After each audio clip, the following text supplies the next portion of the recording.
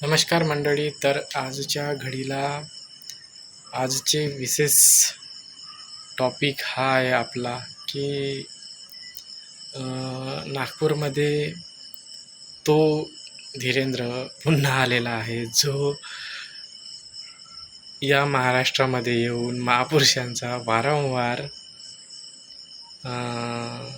म्हणजे अपमान करतो आणि याच्या जनतेची एक प्रकारे क्लास घेतल्यासारखेच करतो. तर त्यांना किती वेळ उत्तर द्यावे हे मलाच कळत नाही आहे. मागे एकदा त्याने असेच काहीतरी बरडले आणि त्याच्यावरून वाद झाले आणि तो शास्त्रार्थामध्ये धीरेंद्र शास्त्री म्हणाचा काही शास्त्रार्थात पूर्णपणे बराबर उतरला नाही आणि पुन्हा मग त्याने या महाराष्ट्रामध्ये एंट्री केलेली आहे. आणि ह्या वेळेस तो असं म्हणतो आहे की छत्रपती शिवाजी महाराजांविषयी वेगवेगळे काहीतरी बोलतो आहे की शिवाजी महाराज हे खूप थकले होते, त्यांना लढायचे नव्हते, किंवा मग म्हणजे पेशव्यांनी खूप युद्ध लढले आणि मग त्यांचे श्रेय शिवाजी महाराजांना गेले. काय काय बरडले. तर हे म्हणजे आजचा जमाना हा पूर्ण गुगल गुगलाईज झालेला आहे. ह्या जमान्यामध्ये आपल्या महाराष्ट्रातल्या नाही पूर्ण जगभरातल्या महापुरुषांचे विचार टू झेड विकिपीडियाद्वारे किंवा अन्य पुस्तकांद्वारे पण सर्वत्र उपलब्ध असताना हे कुठंतरी म्हणजे कुठंतरी रानटी आदिवासी लोकांपेक्षाही भलत्याचं ठिकाणाहून आल्यासारखे काहीतरी बरडतात आणि ते आपली हिरोपंती करण्याचा प्रयत्न करतात. तर हे माझ्या बोलण्यातच समजून घ्या की त्यांना काय करायचं आहे. तर त्यांना फक्त हिरोपंती करायची आहे आणि त्यांना काही आयडिओलॉजीच नाही राहिलेली आहे, अशा प्रकारे पण ते बोलतात. त्यांचे लक्षणं पाहून घ्या की त्यांना आपल्या महापुरुषांचे वारंवार काहीतरी बखेडाखरा करून मतभेद पुन्हा निर्माण करून आक्रोश निर्माण करायचा आहे जनतेचा, आणि जनतेचे महत्त्वाचे जे मुद्दे आहेत त्यांचा जो फोकस आहे जनतेचा त्यांच्या म्हणजे मुद्द्यांवर तो हटवायचा आहे. जेणेकरून आता होणाऱ्या समोरच्या निवडणुकांत किंवा समोरच्या प्रशासनामध्ये त्यांचा तो रेशिओ जो समस्या मांडण्याचा आहे तो कमी व्हावा, हाच उद्देश मला दिसतो आहे. आपल्याला काय वाटते ते नक्की कळवा, कारण प्रदीर्घपणे कंटिन्यू हे असले प्रकार करता आहेत.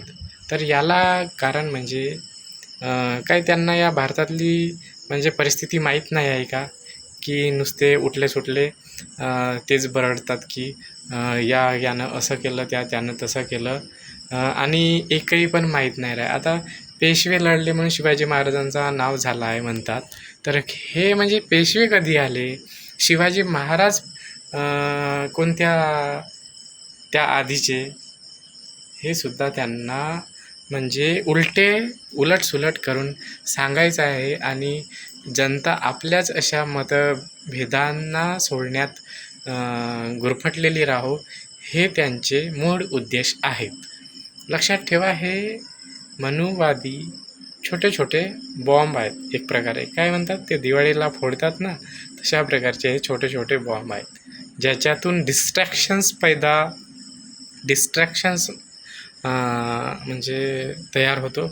आणि मग प्रेसमध्ये ती वार्ता जाते, म्हणजे समोरच्याला ते हे सर्व कवर करताना समजते की जनता कशामध्ये गुरफटलेली आहे. आणि मग याच्यातून काही महत्त्वाचे मुद्दे ते राहून जातात. हल्ली ह्या महाराजांना मला सांगायचं आहे की भारतामध्ये असे काही मुद्देच नाही आहेत का? अर्थशास्त्राचा काही गणितच नाही आहे का? फायनान्शियल, व्यापार, देश विदेश, तरक्की,